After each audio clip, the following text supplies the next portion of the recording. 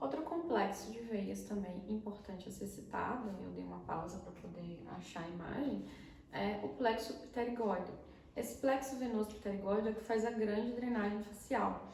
E a gente pode causar lesão vascular nessa região se manipular de forma inadequada a parte pterigoidea, que não é uma parte que a gente fica manipulando, a gente fica em espaço bucal, mas há possibilidade em subirmos, né, com a nossa hemostática curva, com a nossa Madison Bauer, e quando subirmos para a região, né, infratemporal, a gente pode pegar esse plexo pterigóide e, consequentemente, pode levar a um tipo de lesão vascular. Então, muito cuidado em lesões vasculares nessa região e muito cuidado também na inoculação de bactérias. Eu acho que essa região ela é mais perigosa do que até mesmo a veia facial, porque a veia facial está à frente, então à frente do nosso acesso cirúrgico, um pouco mais distante, então possivelmente é mais difícil a gente inocular bactérias nessa região quando fala da técnica cirúrgica bichectomia. Mas o plexo pterigóide, essa região toda, né, do plexo pterigóide, a gente consegue e é possível inocular bactérias ali.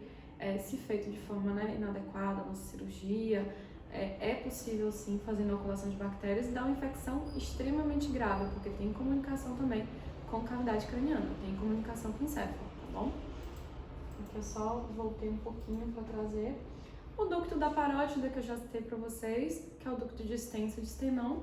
É possível lesionar, mas é mais difícil, porque a primeira coisa que a gente visualiza na nossa cirurgia, quando feita de forma adequada, é este ducto, e a gente se afasta dele para fazer incisão. E aí faz manipulações em região que, teoricamente, o ducto não tá. E mesmo que estivesse, por ser divulsão, a gente não vai fazer uma lesão. A não ser que o paciente, o dentista, né, faça incisões na região interna, que não é o recomendado, tá bom? Então, a gente gosta de, no final da cirurgia, fazer uma incisão para remover o final da gordura de bichar. E não é isso, a gente tem que esgaçar todo aquele ligamento massetérico, né, bucofaringiano, para a gente poder trazer a nossa gordura de bichar sem seccionar ligamentos, porque numa secção dessa, por mais que a gente saiba que essa região não tem uma estrutura nobre, existem alterações anatômicas e pode sim ter uma estrutura nobre ali que você não consiga visualizar ou não tenha conhecimento anatômico adequado, cirúrgico, para perceber a presença e seccionar. Então, muita cautela. Aqui, o ducto de Stenson de Stenon em cavidade bucal é a primeira coisa que a gente faz a avaliação do nosso paciente quando a gente quer indicar a cirurgia, quando a gente quer proporcionar essa cirurgia para o meu paciente. Eu tenho que visualizar esse ducto, testar a patência dele, ver se ele está funcional, ver se está drenando saliva, para depois eu começar meu procedimento cirúrgico. Bom, citei a anatomia e existe também outra possibilidade de complicação. Agora eu tô só trazendo complicações para vocês nesse encontro, né? Em termos de complicações nervosas. A gente pode causar uma complicação muito grave no nosso paciente, que é paralisia facial, se a gente atingir o ramo bucal do nervo facial, que é um ramo que está com mais proximidade. Lembra daquela imagem que eu mostrei lá mais no início, que o ramo bucal do nervo facial passa bem rente, né, a região de bola de bichar, não tão rente assim, lógico, porque ele é mais perto da pele, né, e ele vai fazer o quê? Ele vai fazer a motricidade dos músculos da mímica facial nessa região. Então, se você lesioná-lo, você vai diminuir ou impedir que ocorra essa motricidade dos músculos da mímica facial. Então, a mímica do meu paciente fica comprometida no lado lesionado. Ele perde a possibilidade de sorrir desse lado e fazer o bico nessa região. Então, muito cuidado, porque quando se trata, principalmente por ser uma cirurgia estética, meu paciente, a última coisa que ele vai querer ter é um problema estético relacionado à cirurgia que realizou. Então, muita cautela. Aqui, por exemplo, a gente mostrando, né, os ramos. Aqui o ducto da parótida e os ramos do nervo facial. O ramo bucal ele fica mais rente à superfície epitelial, mas ainda assim é possível a gente lesionar se não tiver critério cirúrgico adequado para realizar esse procedimento, tá bom? Aqui mostramos de novo, né, uma imagem ilustrativa para a gente ter noção de onde está passando esse ramo do nervo facial. E lembrando, vai alterar mímica, não vai dar parestesia, tá? Outra coisa que pode acontecer, caso lesione, né, você faça uma neuropraxia, não uma neurotimese, eu não cortei aquele nervo. Existe possibilidade de reconexões nervosas por anastomoses do ramo zigomático, de voltar a mímica daquela região, se você estimular. Então, caso ocorra algum problema, né, nervoso causado pela sua cirurgia, é possível tentar um retorno? É possível tentar um retorno, sim. Existe, né, todo um estímulo, aí a laser terapia pode entrar associando, melhorando esse estímulo nervoso. Algumas medicações, como a própria etna, auxilia também a cicatrização nervosa nessa região que foi lesionada. Então, existe todo um tratamento que pode auxiliar no retorno de uma reconexão nervosa ali, tá? Muito por conta de anastomose do outro ramo, do ramo zigomático da região do nervo facial. E função? Qual a função dessa gordura? Vai ter problema eu tirar essa gordura do meu paciente? Eu vou causar um problema para ele? Bom, é uma gordura de compartimento, né? É uma gordura que fica entre dois músculos, músculo masseter e músculo bucinador. Serve para fazer aquele deslizamento adequado da musculatura. Então, a gente tem essa função de deslizamento, de permitir, né, uma mastigação de forma mais fluida, mais fácil, mas a sua remoção não implica em uma mastigação inadequada ou um deslizamento ruim entre os músculos, tá? Isso já tem sido a longo prazo visualizado, que não está causando problemas musculares, até porque eles se dividem em fáscias, eles não vão se colabar, eles se dividem em fáscias, eles têm, né, a interseção entre eles, então, consequentemente, a gente não vai ter esse problema. Agora, inicialmente, quando a gente é recém-nascido, criança, a gente tem a função de proteger tecidos, né? Quando faz sucção, ele protege tecidos vasculares, tecidos musculares que ainda estão em formação, muito frágeis. Então, a gordura de Bichat, nesse início, ela tem uma proteção de tecido vascular, arterial e tecido também nervoso. Ele serve como uma gordura que quando tem uma imagem bem legal, né, de uma criancinha rechonchudinha, quando faz a pressão de sucção, que é uma força muito grande do recém-nascido, poderia colabar os tecidos e fazer lesões. E com a gordura de Bichat, né, nesse compartimento, ela evita esse colabamento dos tecidos e evita lesões nesses tecidos. Aqui também serve como uma proteção da face na criança, né? Auxilia, mas em adultos a gente já sabe que a gente tem os pilares da face e hoje em dia a gente não tem a bola de Bichat como uma proteção contra impactos faciais, tá? Então já não temos mais ele como esse auxílio de proteção. Serve para correções em face, em cavidade bucal, correções de patologias, correções de cirurgias bucosinusais, né? Vai auxiliar em preenchimento de recobrimento de implantes, sim, nos auxilia nisso. Mas a gente não precisa deixar de indicar essa cirurgia porque um dia, quem sabe, o paciente vai precisar dessa enxertia, porque a gente tem outras técnicas hoje em dia, né? A gente tem membrana, a gente tem o próprio plasma que a gente pode manipular e colocar naquele paciente naquela região. Existem outras técnicas cirúrgicas que permitem que a gente consiga fazer um recobrimento de implante, um fechamento de uma fístula bucosinusal, sem necessariamente ficar deslocando ou rotacionando gordura de bola de Bichat, tá bom? Não é uma coisa que contraindica. Aqui mostrando, por exemplo, uma correção de uma patologia, né? E aí foi feita essa correção com a bola de Bichat. Uma das funções citadas, né? Recobrimento de implante. Existem outros meios que a gente pode usar membrana? Sim. Então, não é a única possibilidade que a gente tem para correção nessa região de cavidade bucal. Outra função, contorno da face. Bom, utilizada como material preenchedor estético para dar volume em lábios, e quem usa muito isso é cirurgião plástico. Fazer volume em lábio com gordura, existe toda uma possibilidade de liquefazer aquela gordura manipulada e aquela gordura ela pode ser reabsorvida, né? E perder aquele volume que foi preenchido. Inclusive pode até ficar assimétrico um lugar reabsorveu mais que o outro. Então não é o ideal, né, em termos de volumização labial, mas cirurgiões plásticos usam muito, aproveitam a gordura, né, da face para poder fazer volumização bucal, que é possível, sim. As indicações, né, quando eu tinha citado para vocês desde o início, só vou relembrar. Um tipo de indicação é a própria mordedura da cavidade bucal, aquele mordiscamento, né, que o nosso paciente pode estar queixando. E aí, neste caso, a gente tem que sempre levar em consideração, será que a oclusão do meu paciente não está inadequada? Será que ele não está com um molar vestibularizado? Tem que tomar muita cautela na indicação da bichectomia também nesses aspectos, para que eu não faça uma cirurgia e não tenha resultado adequado porque era um problema de má oclusão, por exemplo, tá? Outra coisa, um zigoma proeminente, meu paciente, né, tem um zigoma muito proeminente, uma mandíbula muito proeminente, eu consigo afunilar mais o rosto nesse terço inferior, tirando essa gordura? Sim, eu consigo.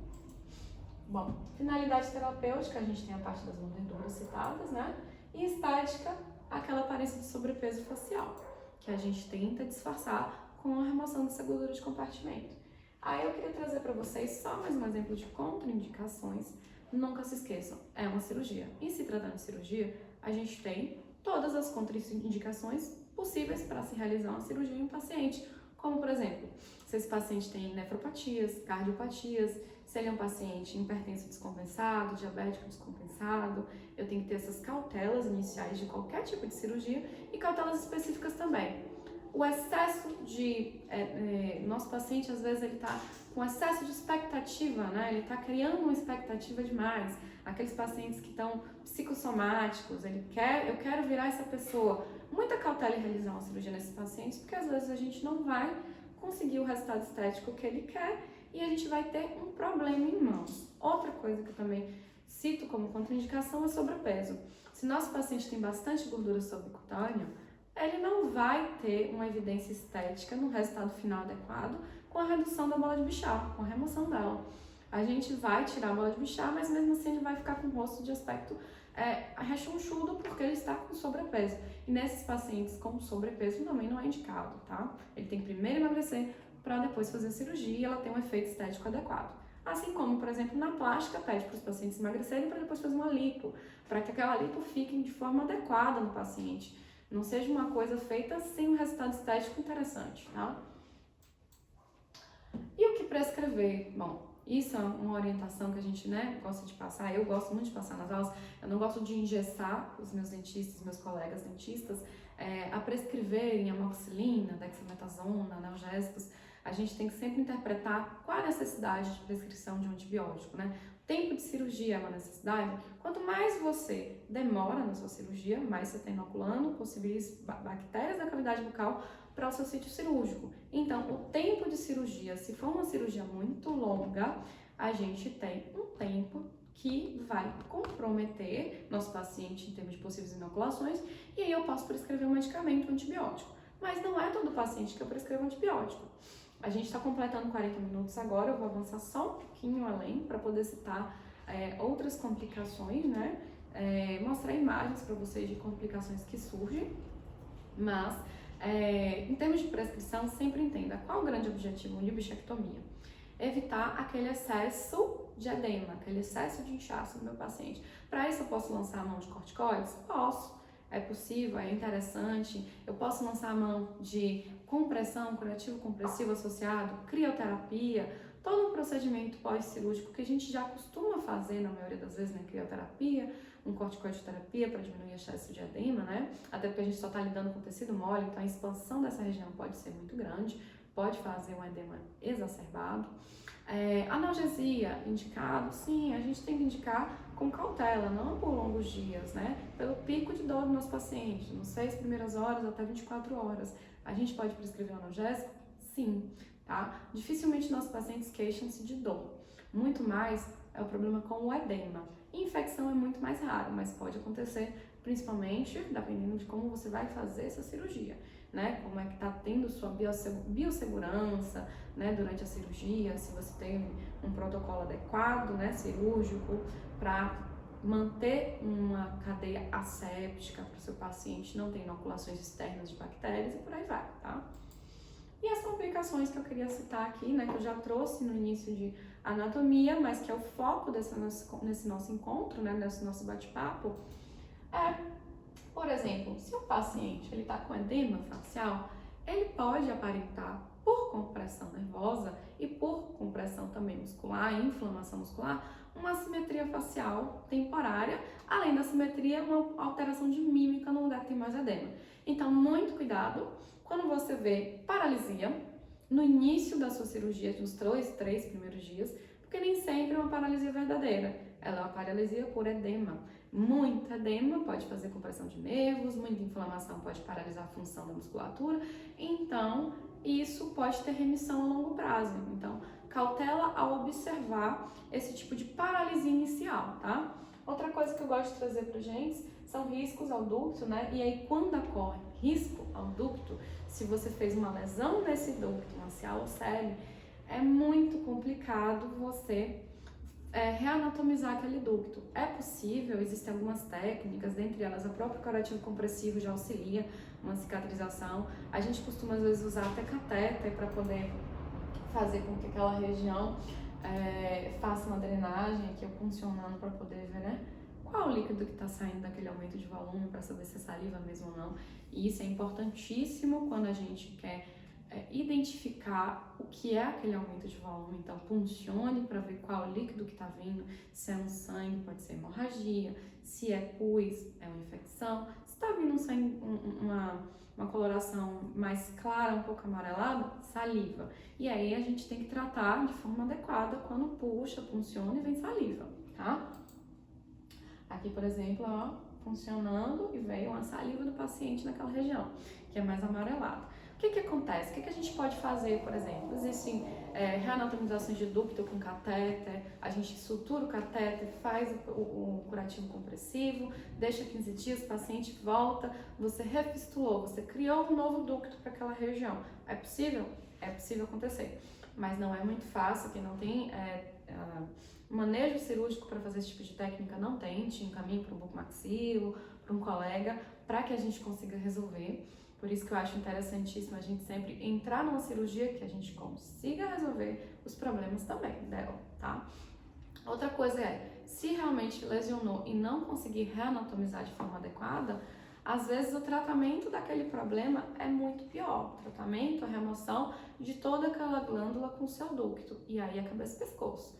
A gente tem que mandar para o médico para ele remover a glândula parótida e o ducto dela. Isso em casos extremos, óbvio, né?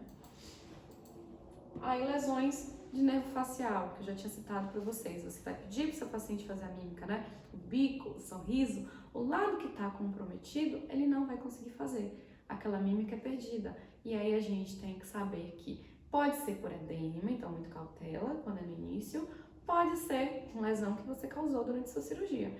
E aí, se postergar por muito tempo, e lógico, não foi o edema, né? Se quando passa o edema ele continua com aquele problema na mímica, então foi por problema da sua cirurgia mesmo, causado no paciente, e aí você pode lançar mão de laser terapia, você pode lançar mão de medicações, como o Etna, que eu já citei, dentre outros complexo B, para poder tratar aquele nervo e fazer uma nova, né, anastomose, uma nova conexão nervosa ali, e tentar voltar a mímica naquela região.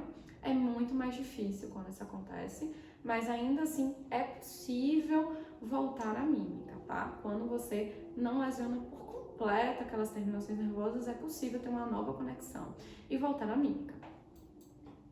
Aqui mostrando, né, só um pouquinho dessa alteração. O lado afetado, ele não vai. Faz o bico, o lado afetado não vai, o lado afetado não vai. Aqui é a mesma coisa, o lado afetado do nosso paciente vai. Isso aqui são casos, né, de artigos, só mostrando que nosso paciente com uma semana ainda estava com função muscular alterada nesse artigo do Marcos. Outra lesão também, ramo da artéria bucal, e aí podem causar hemorragias no local, ou se você lesionar um pouco, pode causar hematomas, né? A hematoma é muito mais comum quando a gente lesiona as veias, né? Aí fica minando sangue, e pode fazer um aumento de volume exacerbado, vira uma edema equimose, vira um hematoma naquela região, que se ficar muito grande, muito aumentado o tamanho, a gente vai ter que fazer uma drenagem daqueles coágulos de sangue, tá? Com relação à hemorragia, começou a espirrar o sangue, você lesionou, você cortou o ducto de uma artéria, você vai ter que ligar aquele ducto ou cauterizá-lo. É muito mais difícil você tratar esse problema, tá? Então, sempre tenha, se possível, um fio reabsorvível, porque o ideal é a gente ligar com um fio reabsorvível. A gente punciona, né? A gente liga primeiro com pinças hemostáticas o vaso, né? A gente identifica ele para depois fazer a sutura do vaso. Faz a sutura do vaso, ou seja, oclui aquele vaso para que ele não fique jorrando, não continue, não perdure a sua hemorragia. Essa é uma das possibilidades de tratamento. Quando se trata de lesão venosa, é gás, é compressão, porque é muito mais difícil visualizar. A não ser que eu esteja com eletrocautério, eu posso cauterizar aquele vaso, né? E aí, por cauterização, eu consigo estancar o sangramento, tá? Aqui, por exemplo, mostrando uma equimose, região de face, essa é uma ilustração de que pode acontecer, né, um tipo de complicação no nosso paciente pós-cirúrgico. Aumento de volume, uma equimose exacerbada, aqui um hematoma enorme do nosso paciente, a gente precisou drenar esse hematoma. E isso não foi um paciente de bichectomia, eu só estou trazendo imagens ilustrativas para o caso, tá? E lembrando sempre que eu já citei para vocês, viu o aumento de volume? Não meta a mão. Primeiro, inspecione do que se trata aquele aumento de volume. Se aquele aumento de volume é uma infecção, se é uma celulocele, se é uma hemorragia ou um hematoma, para que a gente saiba com o que a gente está lidando. Funcione. Então, a contribuição para a harmonização facial a gente tem, né?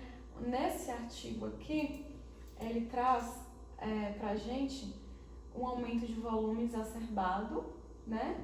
Primeiro dia pós-operatório, de bichectomia, evoluiu com hematoma, na qual teve resolução espontânea no 7º dia pós-operatório. Ou seja, existe possibilidade de remissão de aumento de volume a longo prazo da sua cirurgia? Sim, mas sempre investigue do que se trata aquele aumento de volume. Se possível, funcione para saber do que se trata aquele aumento de volume, tá? Porque às vezes você precisa intervir cirurgicamente, fazer uma drenagem. Bom, trismo severo, outro tipo de problema que pode acontecer também, quando a gente tem excesso de inflamação na região, vai paralisar a função do masseter, ou excesso de edema também pode paralisar aquela função, e aí o paciente tem limitação de abertura bucal, por trauma no masseter, por inflamação ou por edema.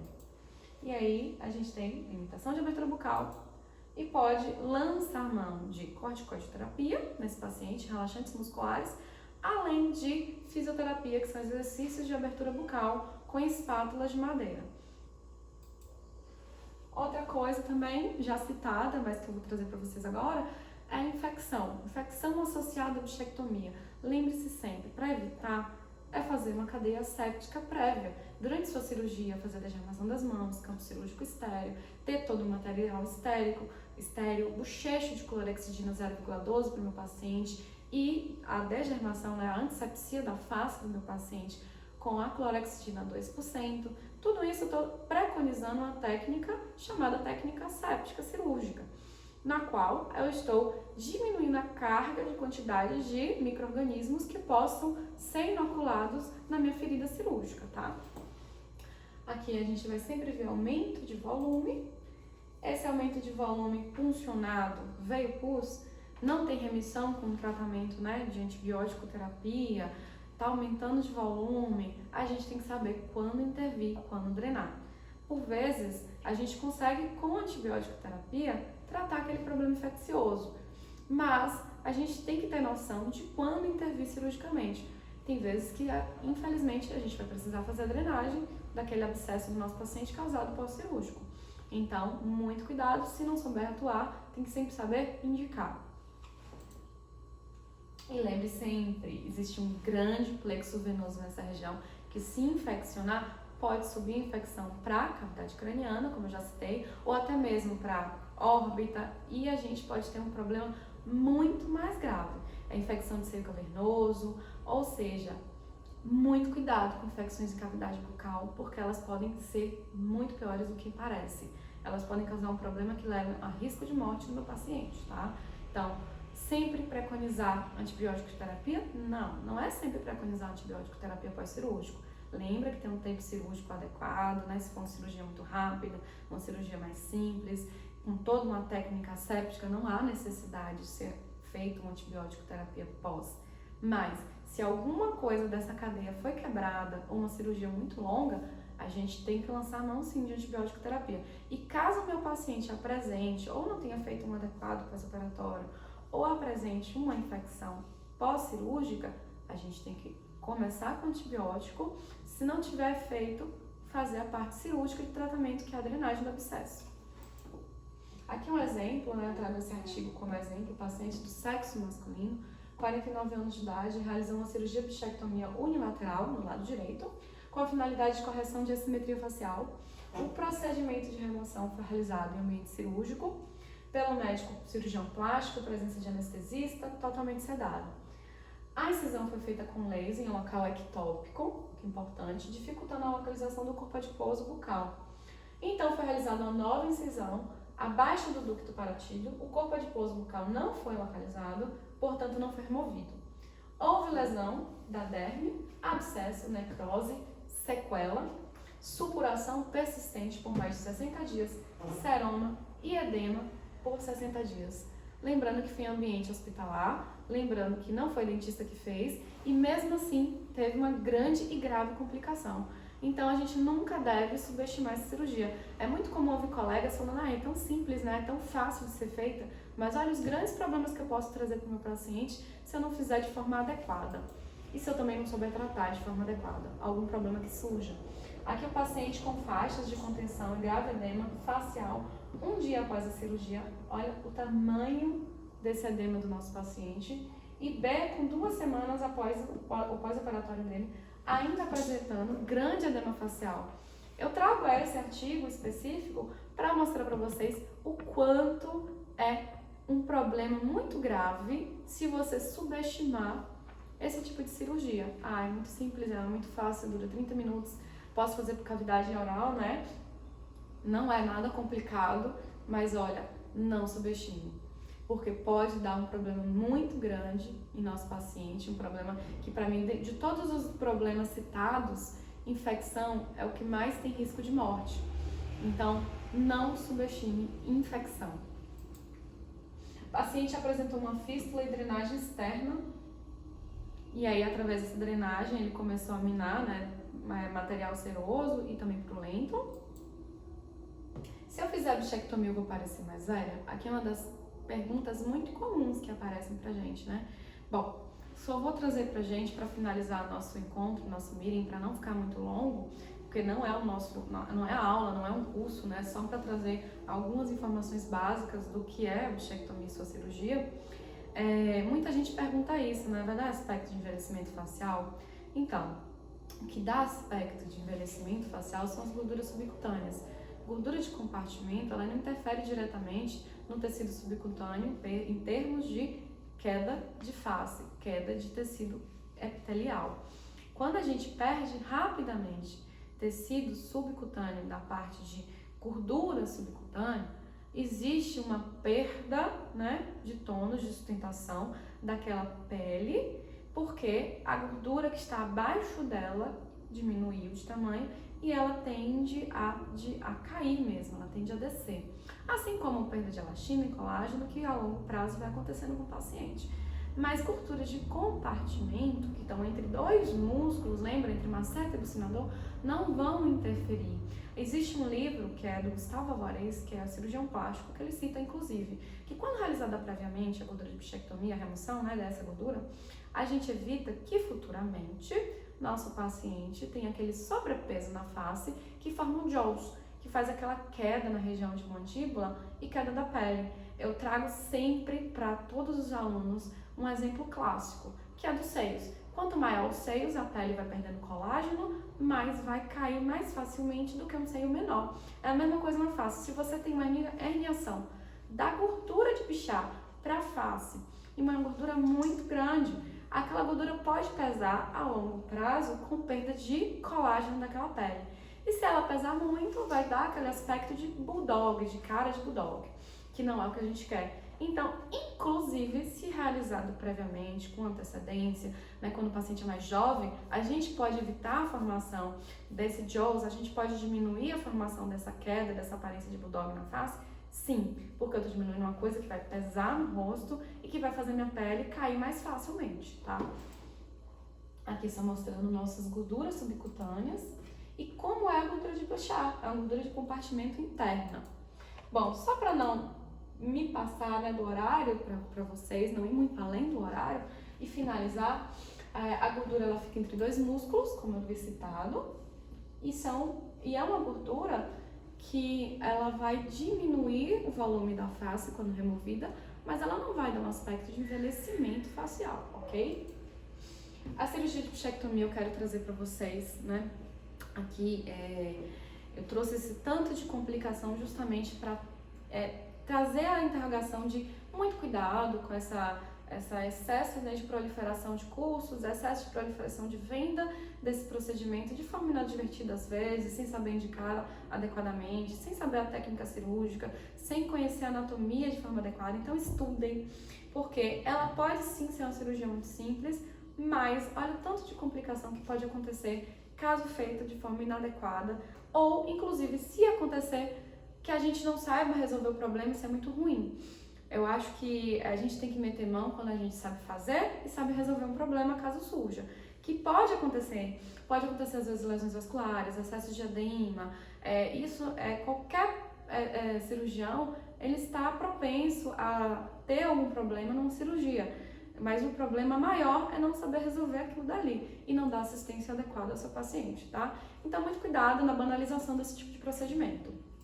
Eu vou me deixar sempre disponível a tirar dúvidas que surjam, né? Como é um encontro gravado, eu deixei um e-mail para vocês no início da aula. Aqueles que quiserem, pode mandar mensagem via WhatsApp, pode mandar mensagem via e-mail, sem problemas, que eu estou sempre à disposição para poder auxiliá-los. E desde já agradeço, né, a equipe da Odus, que pediu, né, para que eu participasse desse encontro, falando um pouquinho da minha área, que eu fico na minha zona de conforto porque eu estou falando de cirurgia. Eu estou na harmonização facial, mas eu continuo na cirurgia. Eu continuo falando daquilo que eu sempre faço, né? Na minha cirurgia bucomaxilofacial, eu prefiro sempre dar aulas sobre aquilo que eu mais sei, né? Que é a anatomia, que é a cirurgia. Então, sempre que é me solicitado falar sobre uma coisa que eu trabalho no meu dia a dia, eu até prefiro. Então, qualquer coisa, né, que vocês precisarem, eu estou à disposição. Desde já, deixar obrigada aos colegas e a todos que me assistem.